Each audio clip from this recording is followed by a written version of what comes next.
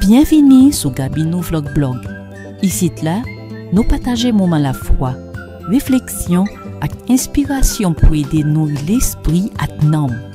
Venez découvrir avec nous des thèmes de la prière, la santé, famille et un pilote encore dans un espace côté chaque moment y a importance. Merci parce que vous faites partie de la communauté nous. On avance ensemble dans la grâce et la paix. Il y a une pile histoire dans l'histoire de l'humanité qui raconte belleté, gloire et puis échec tout.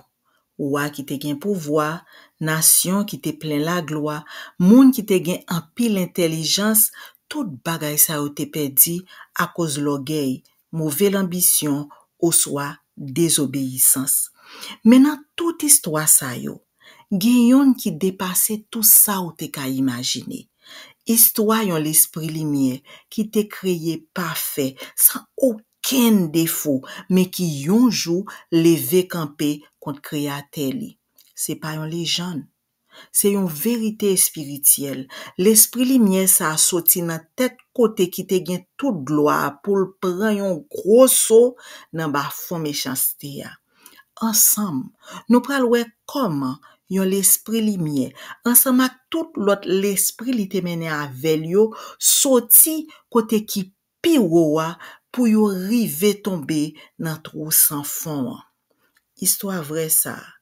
Même s'il il a longtemps, li continue à parler avec nous aujourd'hui. Li parle nous sous l'orgueil, sous rébellion, mais tout sous vérité, sous capacité pour nous faire bon choix et puis sous fidélité nous doit gagner pour celle vrai bon Dieu. On prend un petit moment pour nous préparer nous pendant n'a chanter chant ça. C'est un cantique qui va aider nous diriger l'esprit nous sous là qui c'est roi qui l'a pour tout temps. On chanter avec Salomon Lira ou c'est bon Dieu.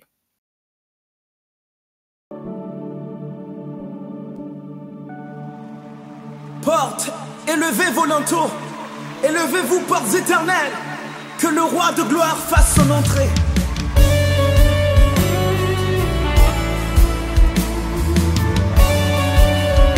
Louange pour mon Dieu, toute notre Dieu.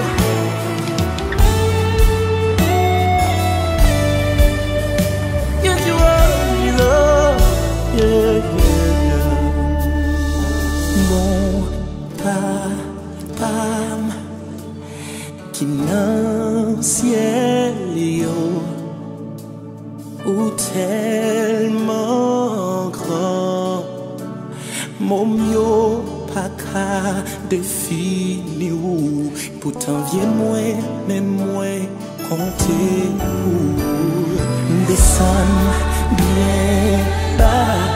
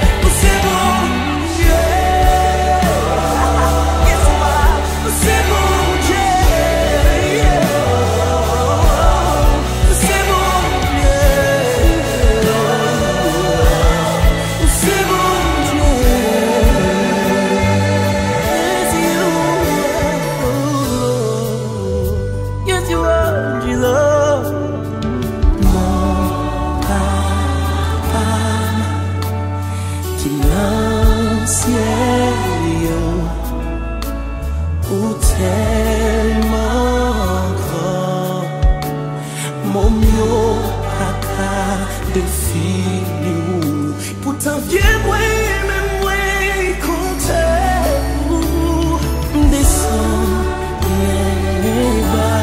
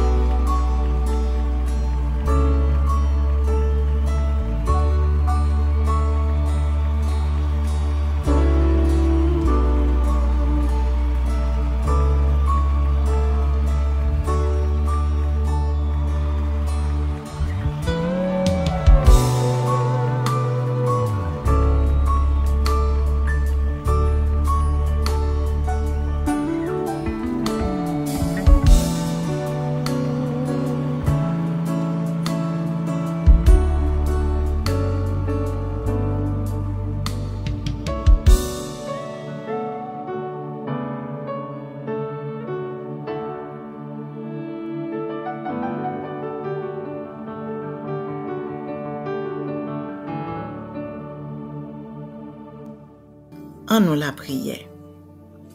Bon Dieu qui a tout pouvoir. C'est ou celle qui oua, qui gouverne pour tout temps. Nous levons, nous bas louange qui pour celle, depuis nan tant longtemps, jodi a et pour tout temps. T'en prie, pardonnez péché nous yo. L'ouvri que nous pour nous recevoir parole, ban nous bon comprendre et puis délivrer nous en bas toute bagaille qui t'a ka fait nous retirer genou sou. Fait tout menti paraître à clé, craser tout ti cachette ak citadelle l'ennemi et puis rendre que nous sensibles à la vérité. C'est pour l'esprit ou prend contrôle l'esprit nous pendant moment ça. Et puis c'est pour tout ça nous y ba gloire. Servi avec Jean vle maintenant. C'est dans le nom de Jésus-Christ, mais la prière. Amen. Kounya, que nous fin préparé, en nous tourner sous histoire soa. C'est pas yon tombé simple, mais c'est yon saut qui frappait tout l'univers. Yon tombé qui pi font passer la mer. Gen an pile histoire tombé qui pas banal. Par exemple, roi qui vient demander la charité, Save qui vient fou, gros nation qui détruit tout ça yo dérivé à cause de l'orgueil. Mais pas gen aucun sou qui ka comparé ak so Lucifer te pran. En réalité, mo Lucifer pas yon nom bon Dieu te bay diable directement dans Bible. Li soti nan yon ancien traduction en latin yorele Vulgata. Côté mot ça vle di étoile qui clairait au soir lumière grand matin. Dans texte original Esaïe 14 là, mot ça te premier servi pour parler de roi Babylone, yon homme qui te gen l'orgueil ak pouvoir. Li te vle monter pi haut passer tout moun, mais là nous li verset yo bien. Nous remarquons passage ça parler tout de yon créati qui tombe nan yon façon qui dépasse niveau yon simple roi. On lit ensemble. Ou tap di nan kè ou, m'a monte rive jouk nan ciel la. Mwen pral mette fauteuil mwen pi haut pa ces étoiles bon Dieu yo. M'a tankou bon Dieu qui gen tout pouvoir. Esaïe 14 verset 13 à 14. Ça montre nous yon l'ambition qui dépasse limite. Yon désir pour remplacer bon Dieu lui-même et puis yon tombe sorti nan ciel descend jouk nan bas fond la terre. Ça fait nous penser à rébellion Lucifer. Gayon l'autre passage encore dans Ézéchiel 28. Côté Bible a parlé de Watir. Mais façon parole la dit, li clair. Ça allait plus loin passer parler de yon seul roi. Ou tap vive nan Eden, jardin bon Dieu ya. Ou te yon ange chérubin qui t'a protégé.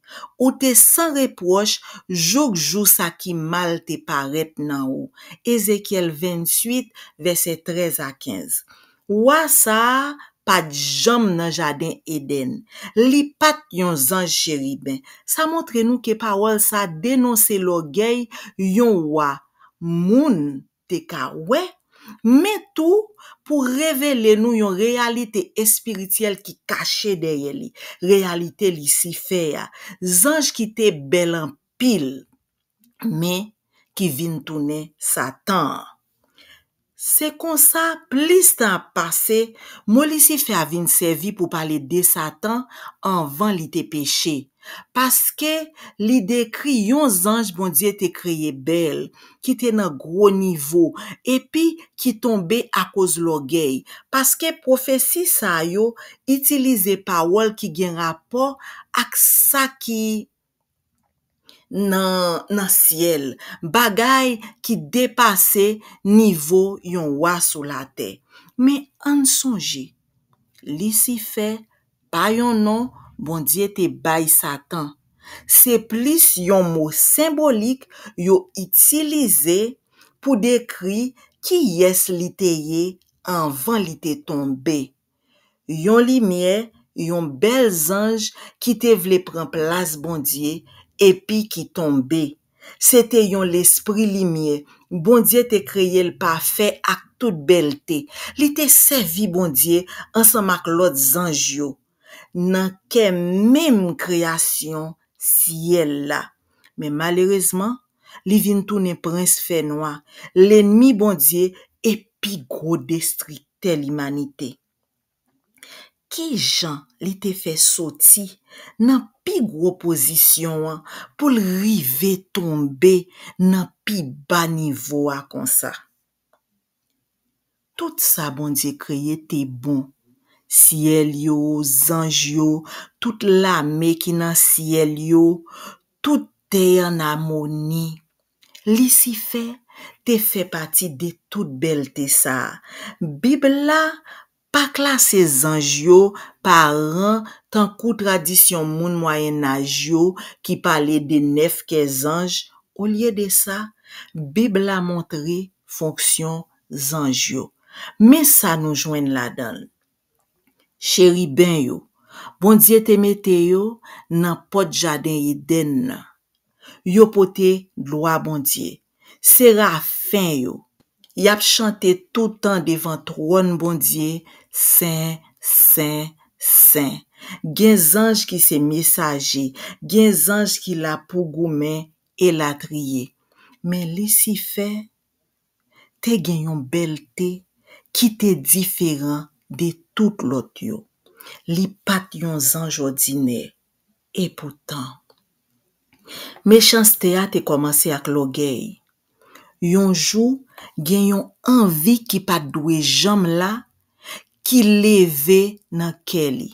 Li te vle monter pi haut passe bon Dieu. Mais qui Jean prophète Esaïe dit nous, ça te pensé. Ou tap di nan ke ou, map monte rive jouk nan ciel la, map mette fauteuil mwen pi haut passe étoiles bon Dieu yo, map chita tan kou yon wa nan no sou tête mon rendez-vous, map monte sou tête nuage yo, map tan kou bon Dieu qui gen tout pouvoir. Esaïe 14, verset 13 à 14. Mot hébreu qui traduit pour tan kou c'est edame, qui sorti nan phrase edame le Elion. Ça vle di, map compare tête mwen ak sila ki pi ou a. Mwen vle rive sou même niveau ak li. Edame, mwen pral semble le ak Elion sila ki pi ou. Yon nan non bon Dieu. Li si fait pas tap chercher imiter bon Dieu dans sainteté ou bien dans l'amour. Au lieu de ça, li te vle faire compétition avec, ou soit remplacer le même. Parti ça montre nous racine méchanceté. Yon ke qui vle prend place bon Dieu. C'est la rébellion te commencé. L'orgueil fait li si fait vle monter pi haut. Map monter rive jouk nan ciel yo. Li pat vle rete kote bon Dieu metel. Map mette fauteuil mwen pi haut par ses étoiles bon Dieu yo. Li te vle dominer sous tout lot yo. Map chita sous mon rendez-vous. Li te vize même position ak bon Dieu. Map tan kou bon Dieu qui gen tout pouvoir. Li te vle prend gloire bon Dieu pour li. Li si fait pas de vle sembler ak bon Dieu pour te servi li bien. Li te vle vin bon Dieu sans bon Dieu. C'est kon sal tombe. Li vin tourner Satan. Mo sa vle di adversaire. Si la qui campe contre bon Dieu, yo relel tout diable. Ça vle di si la qui parle moun mal, qui bay menti. Parce que pi gros tactique li, c'est mette division, accuser et puis tromper. Zange qui te suivent li yo. Bible a rele yo démon. Ces anges qui te tombé, l'esprit qui pas propre, qui t'en kou li même, yo te viré do bay lumière pour yo te ka fait rébellion. C'est pas par hasard que mal te entré dans création. C'est pas yon accident, c'est pas yon erreur, c'est pas choix que yon série ange te fait. Li se yon assassin depuis nan commencement. Li se menté et li papa tout menti. Jean 8 verset 44. Bible a montré nous Jean Satan agit à travers menti, mais li pas expliqué qui Jean li te convainc ange yo pour yo suivre li. Mais l'en a considéré Jean toujours kon servi ak menti. Et puis façon li kon opéré, nous ka supposer que li pat fait pression sur l'autre ange yo pour yo te ka fait rébellion. Au contraire, li te ka mette doute nan tête yo. Si même mauvais l'idée parmi yo, li te ka même présenter rébellion en tant qu'on chemin qui pi bon. Peut-être qu'il t'a partagé genre de pensées tant qu'on est-ce que nous croyons que tout ça bon Dieu dit nous c'est vérité? Ou ta ka vite plus passer ça ou ya? Pour qui ça ou toujours été dans l'ombrage, tandis que ou ka briller tout? Jean de penser ça yo ka refléter l'esprit tentation. D'après Apocalypse 12 verset 4, gen yon tiers nan zanj yo, presque 33% qui te choisi suivre li. Yo pat fait ça parce que yo pat connaît, mais parce que yo te rempli ak l'orgueil. Yo quitté lumière pour faire noir. Yo quitté adoration pour mauvais l'ambition. Les Satan ouais vrai, li pas qu'à prendre pouvoir pour le diriger bon Dieu ak l'autres anges yo, li vire gel sous les hommes. Depuis chou ça. Satan le diable ak démon yo ap chercher bâti trône pa yo nan ke les hommes. Et puis souvent, volonté pour dominer ça, yo présenté le bay les hommes sous forme yon faux liberté, yon apparence indépendance qui fait les hommes penser que yo se met tête yo pas sous l'obédience en rien ni personne. Ça que Satan pas ka joindre dans ciel là, li essayer voler sous terre. Gen pile moun qui kwe, diable la, ou soit démon, yo servi yo, ses amis yo, ou soit alliés yo. Diable la ak démon yo caché derrière tradition, religion, coutume, ou soit philosophie qui semblait belle, sacrée, ou soit utile. Mais en réalité, c'est yon tromperie spirituelle. Diable apparaît tant kou yon protection, yon guide, ou soit même yon libérateur. Mais derrière toute masse sa yo, li même ak acolyte li yo se gang yo ye. Yon ban kidnappé.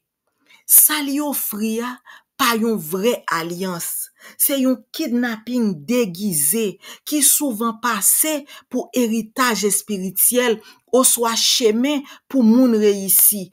On a fait yon ti flané nan continent yo pour nous we. Nan Caraïbe la, loi yo, zan yo, ou soit Guinée yo, moun souvent considéré yo tant que l'esprit qui gen pile pouvoir, tant que ancêtres yo ka protéger yo. Mais yo mande cérémonie, offrande, parfois même sacrifice. Yo rive même mande moun k'ap servi yo pour yo sacrifier moun pareil yo, souvent propre famille yo. Gen pile moun k'ap vive a kè sote tout temps. Yo paix pour yo pas fait démon sa yo fâché. Yo fait attention pour yo servi yo ak honorer yo jan sa dwe fait. Relation ça pas basé sous liberté, mais sous menace et contrôle. Dans l'Afrique, nous jouons même pratique yo. Mais ak l'autre non, l'esprit nan bois, l'esprit de l'eau, mami wata, serpent sacré, ancêtres, là tout, yo exige adoration, fidélité ak sacrifice. Yo fait moun kwe yo gen pile pouvoir, mais yo kenbe moun yo prisonnier nan simen la Perez et nan fait yo kwe que yo pa ka fait rien sans être diable la ak démon yo. Yo souvent relé Asie, continent sagesse la. Mais li marqué par yon spiritualité ancien pile.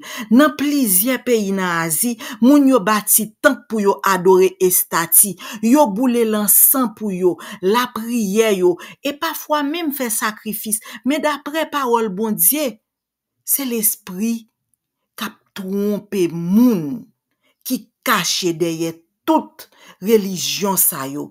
Bible a rele yo démon qui déguisé. Dans 1 Corinthe 10 verset 20, 2 Corinthe 11 verset 14. Hindouisme la, religion sa a gaye en pile dans pays l'Inde. Gen plusieurs centaines faux dieux tant que Vishnu, Shiva ak Ganesh. Yo kwe nan réincarnation, ça vle di le yon moun mouri, nam li retourner vivre dans yon lot ko, soit ko yon moun, yon bête, ou soit même yon rage ou bien pied bois. Maman bef yo, pour moun l'Inde, yo se bête qui saint, yo wel tankou yon maman spirituel. Nan pays sa yo pratique en pile cérémonie compliquée. Et puis gen kek qui gen affaire mystère. Bagay ki mal ki la dan yo. L'histoire rapporte que te gen kek pratique qui te exige sacrifice moun, bien que l'État te interdit yo. Bouddhiste la, yo souvent considéré comme yon façon pour moun vivant paix ak tête yo et même ak l'autre moun, mais même bouddhiste ça pas kwe que gen yon sel bon Dieu vivant, ou soit même que les hommes ka gen relation avec. Mais li mette accent sous méditation, lumière qui en dans les hommes, et puis li kwe tout nan réincarnation. Yo adore estati Bouddha, offril fleur au soit fri, et puis yo cherche délivrance par effort personnel yo sans bon Dieu. Jaïnis la c'est une religion qui pipiti. Nan sens pa gen an pile moun qui pratique el. Li enseye sou réincarnation. Moun kap discipline propre tête yo. Zéro violence même sou quelque soit ti bête la. Gen kek moun nan religion sa qui rete grand goût jusqu'à ce que yo mouri parce que yo kwe que ça ap nettoyer péché yo te fait nan tan longtemps. Si kis la kwe nan yon sel bon Dieu. Li rejte estati ak zidol, mais li mélange bagay ki soti nan hindouisme ak islam. Même si li pi près de adoration yon sel Dieu, message li ya pa marché collé ak révélation Bible la, parce que li mette moun nan place bon Dieu pour question sauver ya. Jodi ya, même croyance asiatique tant qu'au kama gagne tout partout. Les hommes disent ou fait bien ou ap récolter bien, ou fait mal ou ap récolter mal. Mais ça c'est pas justice bon Dieu parce que dans kama pas gen pardon ni miséricorde ni repentance. C'est yon la justice sans l'amour, yon loi sans sauveur. C'est celle bon Dieu qui ka juger comme ça doit, et c'est lui seulement qui ka pardonner tout monde qui repenti. Europe, c'est un continent qui gen gros l'église, ak un pile tradition religieuse, mais tout li tourne yon terre qui propice pour pratique spirituelle qui pas sorti nan bon Dieu, pratique tant comme mystère, cérémonie magie, Wicca qui c'est une religion magie, qui chita sous ça qui nan atia, Reiki qui c'est une pratique côté moun pose main sous l'autre moun pour guérir yo, ak sa yo rele partage énergie, yo gen l'autre pratique qui pas traditionnel, yo rele ça spiritualité alternative, gen mouvement tant que New Age, loge maçon yo, ak quelques philosophies mystiques qui offrent lumière sans Jésus-Christ. Sagesse sans bon Dieu. Mais derrière belle apparence paisible bagay sa yo, nous joignent cérémonie magie, moun kap rele mauvais l'esprit, et parfois même sacrifice. Gen quelques cas grave côté yo parler de sacrifice moun, mais yo souvent cassé feuille couvrir ça. Recherche spirituelle ça, qui semblait ak yon bon bagay, en réalité, li son chemin kap mene les hommes bien loin bon Dieu qui créé yo. Dans Amérique la gen pile divertissement mélangé ak façon pour servir bon Dieu qui pas bon du tout. Dans cinéma, musique, jouet vidéo ak réseau social, yo fait magie, mauvais l'esprit ak l'idée pour vivre sans bon Dieu paraît belle, attirant et puis normal. Gen quelques l'église ou soit mouvement religieux qui parlait de l'évangile mais qui pas parler de repentance, pas parler de la croix Jésus-Christ. Côté moun vin pi important par ces bon Dieu. Pendant tout ça, gen groupe sataniste ak magicien qui continue faire cérémonie cachée. Yo servi ak ONG ak zèv yon bon artiste ou soit plateforme sur internet pour couvrir ça y a fait. Certains là-dedans yo même fait sacrifice, mais yo fait ça en cachette. Ça qui grave là, c'est que yo mette tout ça dans forme moderne qui attire un pile moun. Et puis forme moun pas même rendre compte que c'est un service pour Satan qui a fait. Dans Océanie, un pile moun kwe dans l'esprit la nati, ancêtres yo ak force caché yo pa we. Gen cérémonie yo fait côté yo mande l'esprit sa yo vini, yo offri sacrifice et puis yo fait pratique mystique qui sorti dans tant longtemps. Et puis qui passait des grands-parents bay petite. Mais depuis New Age l'arrivée ak influence moderne yo mélange ancien tradition sa yo ak magie, ak l'autre bagay qui pas sorti dans bon Dieu.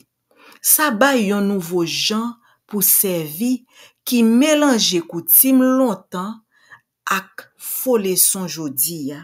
En pile moun pense c'est culturel ou soit naturel, mais tout c'est pour créatif au lieu pour créateur. Mais ça Romain 1er verset 22-23 dit qui décrit tout ça n'a poué jodi ya. Yap marché dit c'est moun l'esprit yo ye, mais c'est fou yo fin fou. Passe pour yo adorer gloire bon Dieu qui pa jam mouri, yo pito servi estati moun qui gen pour mouri, estati oiseau, estati bête quatre pattes ak bête qui traînait sous ventre. Romains 1 verset 22 ak 23. Gen moun qui remplace gloire bon Dieu par estati ou soit image moun, bête, etc. Exactement Jean Bible a te dit ça. Même si gen pile moun qui sincère dans la foi yo, Bible a montré que toute forme adoration qui pas adressée à vrai bon Dieu a fait nous tourner avec et spirituel. Même Jean ak petit garçon qui te gaspillé la ville là, qui te quitté table la kay papal pour la trouver nan pak cochon, c'est même Jean Lucifer te quitté kay papa pour courir derrière yon faux idée liberté. Li changer gloire contre la boue, la vérité contre menti. Li pas seulement vin rebelle, mais li tourne yon kidnappé. Li mette main sous sa bon Dieu remen les hommes.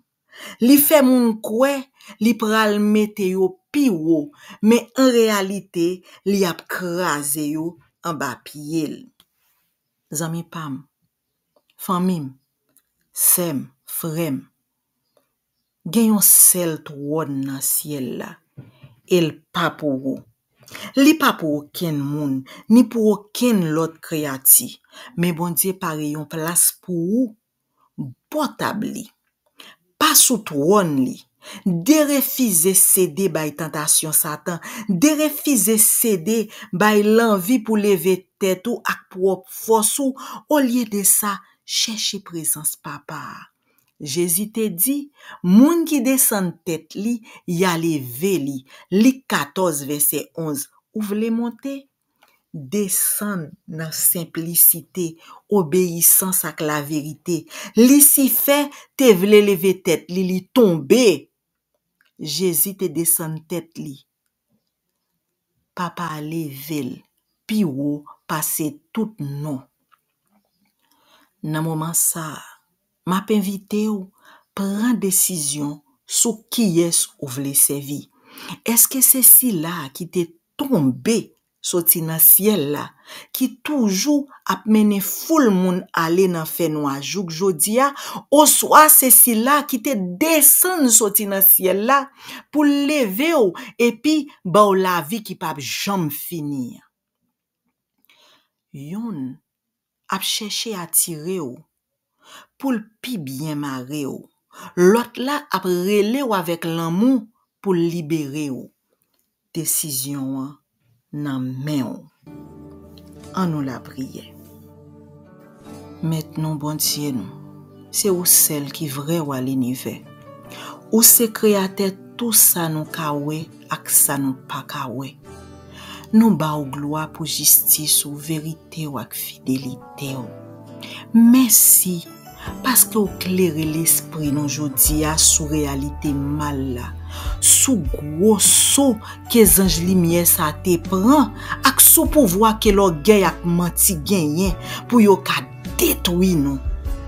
Seigneur, kembe ke nous simple. Pas quitter nous tromper avec apparence, ni pas belle parole qui ka flatter nous, pas quitter nous tomber dans compromis qui ka mener nous loin. Aidez-nous être fidèles à la parole, fidèles à nous-mêmes, aidez-nous marcher dans la lumière et puis camper contre fait noir, quelle que soit forme li prend.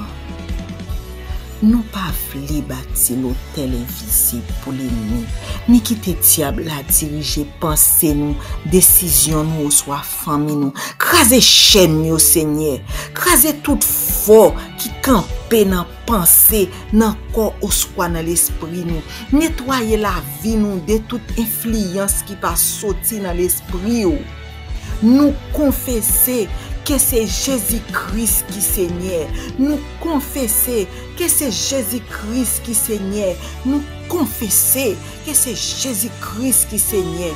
Il était pas diable là sous quoi. Et puis dans lui, nous déjà gagné bataille là avant la guerre a même fini. Régner dans nous. Régner la caille nous. Régner dans pensée nous. Sous pays nous ak sous chef cap diriger pays nous yo. Kembe nous véatif pendant n'a temps nous retourner dans gloire et puis jour ça arrive. Remplis-nous avec l'Esprit Saint pour nous marcher dans la vérité, vivre dans la paix et puis fonctionner avec tout pouvoir. Dans le nom de Jésus-Christ, sauvez-nous, mettez-nous à quoi nous. Tant prie, tendez et puis exaucez prière ça. Amen. Merci d'avoir regardé cette vidéo sur Gabinoué Vlog Blog. Votre présence et votre soutien nous touchent profondément. Pensez à vous abonner, liker et partager pour rester connecté avec notre communauté. Que votre vie soit remplie de paix, d'inspiration et de sérénité. À très bientôt pour de nouveaux moments de partage.